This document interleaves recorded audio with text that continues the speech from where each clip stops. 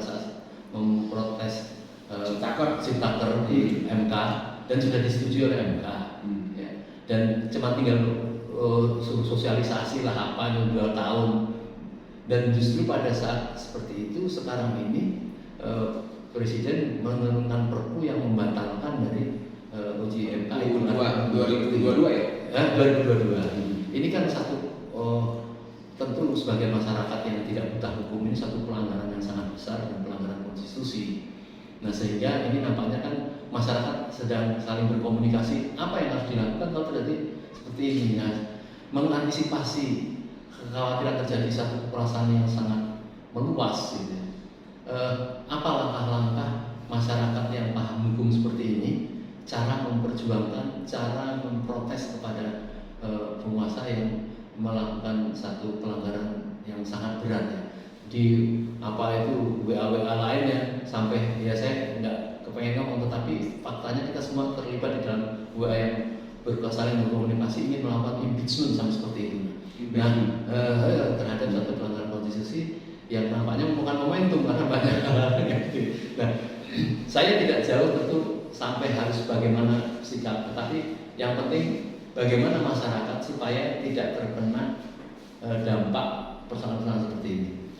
Ya, jadi gini, kalau menurut saya hal ini mungkin kalau yang dari statement para ahli kita sudah lihat banyak ya. Kita sudah dengar banyak, bisa dilihat di grup WA, di YouTube, di ini. Tapi saya mau kasih yang mendasar dulu aja sebenarnya. Karena kan masyarakat ini perlu disadarkan apa sih yang terjadi dulu gitu. Nah, jadi gini, saya mau sampaikan dengan bahasa yang nggak jelimet dan sederhana. Semoga ini bisa ditangkap dengan baik dan dimaknai oleh pihak yang nggak suka dengan pandangan bahwa ini adalah bentuk kritik, bentuk cinta kita terhadap mereka dan bentuk hak kita untuk menuntut sebagaimana kita kan warga negara, bayar pajak, dilindungi undang dan juga pemerintah sebagai penjalan amanah harus menyelesaikan itu. Harus melindungi juga dan mengelola tumpah darah dengan baik untuk kepentingan bangsa dan negara. Jadi gini, Omnibus Law itu kan dilaporkan atau digugat ke Mahkamah Konstitusi. Muncullah putusan Mahkamah Konstitusi. Oke. Kemudian muncul yang kurang lebih meminta itu untuk dievaluasi kurang lebih seperti itu. Kemudian selama 2 tahun jika memang sudah diselesaikan itu bisa berlaku tapi dengan perbaikan-perbaikan yang memang sudah mereka sampaikan di putusan mereka, putusan Mahkamah Konstitusi. Saya lupa nomor berapa itu yang soal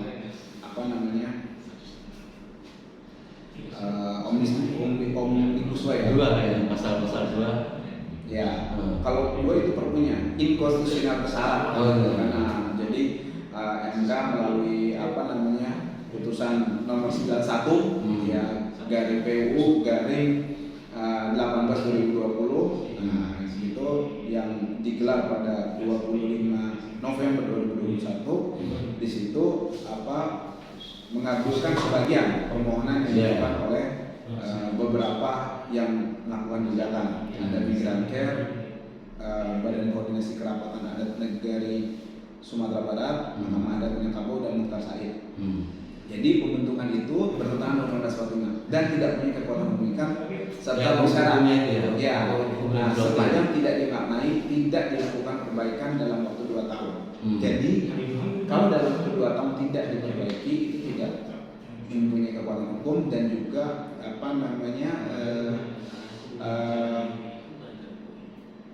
melanggar dengan Undang-Undang 45. Nah, jadi putusan nomor 91 itu harusnya kan direspon, seharusnya direspon dengan diperbaiki kan. Ini di DPR. Iya, Presiden dan DPR kan. Jadi mereka harus juga segera memperbaiki itu dalam waktu 2 tahun gitu kan. Dari tahun 2020 atau 2021 ini kan. Nah, jadi Undang-Undang 11 2020 itu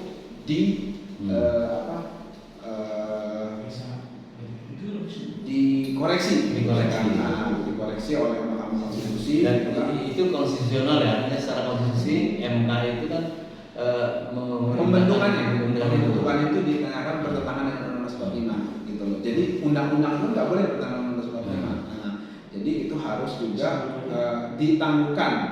Nah, segala tindakan yang bersifat strategis dan dampak luas, dan tidak boleh ada peraturan pelaksananya. Jangan lupa di situ. Nah, jadi kalau waktu 2 tahun tidak dapat diselesaikan, maka undang-undang itu yang tadi telah dicabut atau dilupakan mengecilkan berlaku kembali. Jadi kan omnibus law itu merubah atau mencabut atau mengganti beberapa ketentuan undang-undang yang lain gitu, soal tenaga kerja, soal banyak tuh, namanya omnibus, dia mengumpulkan gitu. Nah, itu semua itu koreksi oleh Undang-Undang Nomor 11 Tahun 2020 ini gitu kan. Nah, jadi sama pemerintah ini hal tersebut dibuat jadi satu undang-undang gitu loh. Jadi kalau kita mau lihat undang-undang tentang tenaga kerja ada di omnibus law. Yang nggak diatur di situ ada di peraturan lain atau ada peraturan pelaksananya nanti. Nah, tadi kan dijelaskan gitu lah. Nah, makanya namanya omnibus kan, dia itu bersentuhan dengan banyak hal. Jadi harusnya ada 10 undang-undang dijadikan satu. Nah, itu makanya merevisi banyak undang-undang sekaligus. Jadi semua jadi satu lah gitu kan, namanya omnibus law. Nah, kemudian oleh putusan Mahkamah Konstitusi tadi nomor 91 itu dikoreksi. Kalau selama 2 tahun itu tidak ada perbaikan, maka undang-undang yang dicabut atau direvisi oleh Undang-Undang 11 tahun 2020 berlaku lagi gitu loh.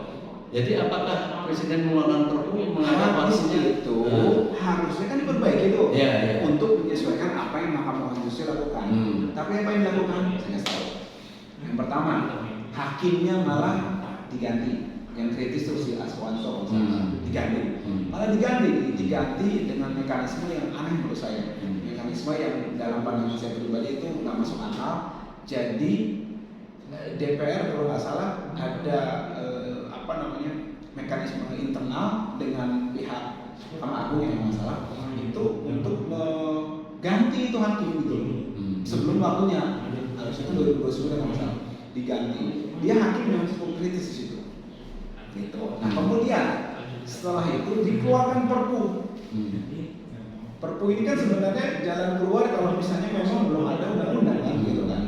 Dikeluarkan perpu untuk memperkuat omnibus law ini kan menurut saya nantang gitu loh. Disuruh perbaiki, nggak mau saya perbaiki, saya perkuat lagi pada perpu 2020. Mungkin sudah sempat mengetahui isi dari perpu itu. Jadi semangat atau logika hukum yang dikeluarkan dari perpu itu sebenarnya apa sih, Mas? Kalau perpu 2022 itu tentang cipta kerja. Cipta kerja. Jadi saya ini kan ya, isinya itu secara garis besar membahas mengenai aturan minimum bagi pekerja. Jadi soal kan yang direvisi tadi kan mengenai cipta kerja, gitu kan, omnibus law gitu kan. Nah, kemudian ada bukan yang direvisi malah dikeluarkan perpu untuk memperkuat itu sendiri gitu loh. Jadi alasannya karena tadi omnibus law-nya tidak maksimal, dikeluarkan perpu tadi gitu loh. Bukannya jadi alasan perpu itu seolah mengkoreksi karena tidak maksimal tadi dalam melakukan perubahan di undang-undang omnibus law. Bukan, dia nggak mengkoreksi undang-undang omnibus law tadi, belum mengkoreksi, tapi sudah dikeluarkan. Harus kan ini kan nggak bisa berlaku. Nggak bisa berlaku nih omnibus law ini atas putusan MK tadi, ya kan? Sebelum itu dikoreksi. Nah, kan kosong nih. Kita mesti balik ke undang-undang lama. Undang-undang 13 tahun 2003. Kalau MK ini mempunyai keberanian dan ketegasan mengerti tentang masalah hukum ini, apakah MK misalnya mengingatkan atau menentang dari perpu yang dikeluarkan Presiden itu? Iya, tentu gini. Atau karena terlanjur saja ada hubungan keluarga setelah pimpinan MK tidak berani menegur? Atau seperti apa maksudnya? Ya, jadi kalau misalnya dikatakan ini MK-nya seperti apa, ya dia kan pasif. Dia kan bertindak kalau ada laporan dari masyarakat gitu loh. Dan juga dalam hal ini karena gitu, secara logika saya sampaikan juga tadi bahwa Perpu tadi itu dikeluarkan karena Undang-Undang Cipta Kerja ini belum mempunyai kekuatan hukum. Karena kan tadi sudah yang dikoreksi belum punya kekuatan hukum kan berarti adalah MK kalau iya. Jadi MK mengeluarkan itu kan tidak bisa bergerak nih, harus ada dasar hukum. Kalau dasar hukum, kalau nggak balik lagi ke undang-undang lama gitu kan, yang 13/2003 soal tenaga kerja kan Cipta Kerja tadi ya. Dikeluarkan itu tadi. Jadi tenang 2 tahun yang diberi waktu MK itu maksimum 2 tahun atau sebelum waktu 2 tahun dia harus sudah selesai. Sebelum waktu 2 tahun. Dalam waktu 2 tahun. Nah, jadi sampai 2023 kalau dia keluarkan 2021 waktu itu kan MK-nya kan putusan nomor 91 tadi kan. Kalau misalnya itu ternyata tidak dikoreksi, tidak diperbaiki, kemudian melewati batas waktunya, maka akan kembali ke mobil lama. Untuk mengantisipasi itu, pemerintah keluarkan Perpu 2 tahun 2022 tadi gitu. Jadi bukan diperbaiki, dia mau memperkuat fondasinya pakai jalan lain, jalan baik itu. Sekarang mohon maaf tapi saya bertambahkan lucunya. Kalau soal terkait dengan kapitalis, terkait dengan liberalisasi tenaga kerja tadi, saya katakan pakai bahasa saya seperti itu ya, itu mereka pakai Perpu.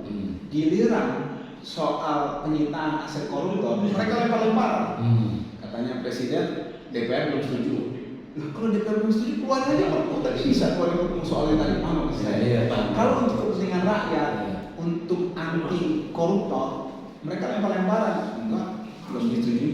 Kenapa nggak mau Perpu tadi? Yang untuk Cipta Kerja ini bisa keluar Perpu. Maksud saya itu loh. Saya sebenarnya mau bawa logikanya ke situ. Iya, setuju sekali. Artinya itulah yang masyarakat hukum yang terhadap masalah kan masyarakat Indonesia ini masyarakat yang sangat baik ya, ingin patuh kepada pemerintah terhadap persoalan-persoalan terjadi dalam kasus hukum ini. Tapi faktanya kan seperti itu tadi. Nah, sekarang yang saya tanyakan, maaf nih, Bang Aziz ini, menurut Bang Aziz ketegasannya masalah Perpu itu jelas menyalahi secara konstitusi. Ya tentu saja, karena kan bukannya diperbaiki sama dia malah diperkuat. Karena saya repot nggak bisa minta DPR lama, undang-undang saya bikin aja Perpu ini. Nah Perpu itu nanti kalau misalnya ini bisa jadi undang-undang nanti kalau DPR setuju. Terus bayar gimana? Ya judicial review lagi aja. Saya bilang, kita ini mengkoreksi, Anda salah. Ikut dong pola pikir kita sebagai rakyat, gitu loh maksudnya. Jangan berpihak bukan sekedar sebagai rakyat, dan sebagai logika hukum yang dipahami rakyat kan. Iya tentu saya seperti itu, dan itu juga diamini oleh Mahkamah Konstitusi. Maksud saya harusnya itu digunakan logika seperti itu, bukan malah merasa benar sendiri dan anti terhadap kritik, kemudian malah maju terus, pantang mundur, pokoknya hajar terus aja gitu loh. Baik. Yang kedua, katakanlah Perpu ini kita tinggalkan dulu masalah Perpu Cipta Kerja ini. Apakah Perpu ini juga bisa melakukan lagi sampai kepada masalah misalnya penundaan Pilpres karena dianggap ada satu keadaan yang genting yang memaksa untuk, apakah juga dengan Perpu nanti katakanlah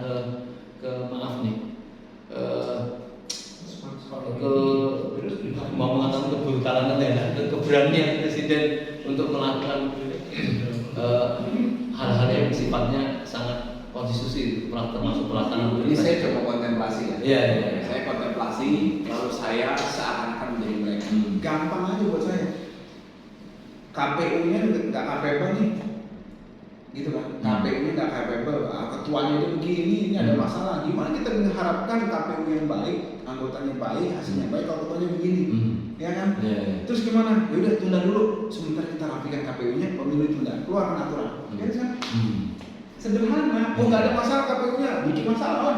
Ini saya, kalau saya setat semua, jadi negara ini saya bikin aja gitu, udah kita tunda gitu, buang-buang ini. Dan ini masyarakat banyak mengharapkan ini berjalan dengan baik, pembangunan, dan politik ini mengganggu pembangunan. Keluarkan aturan, setuju nggak kalian? Setuju.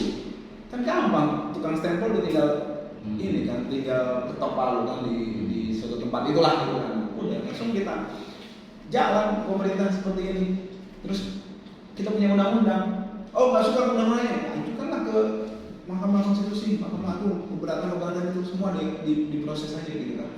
Tinggal diatur di sana, jangan dikabulkan. Selesai kan? Maksud saya, kalau kita mau begitu, bukan nggak bisa. Jadi pemerintah ini kan kalau bahasa di moral jalan itu suka-suka kalian lah, kalian yang berkuasa gitu. Nah maksud saya, Anda itu dapat amanah, jangan seperti itu, gunakan dengan baik, maksimalkan untuk kepentingan rakyat. Jangan dimaksimalkan ketika butuh suara pas mau 5 tahun, pas mau pemilu doang. Gitu. Dan juga kepada masyarakat perlu diingat, pelakuan begini ini nggak boleh lagi terulang. Artinya apa? Saya nggak bahas pribadi ya, artinya saya hanya bahas kebijakan. Setiap orang yang kebijakannya atau setiap kelompok, setiap partai yang kebijakan seperti ini, masih aja dipercaya gitu, saya bingung gitu loh. Jangan juga cuma gara-gara 50.000, 100.000 sembako nggak seberapa gitu loh. Anda sengsara kalau begitu gitu. Maksud saya, ini saya both side.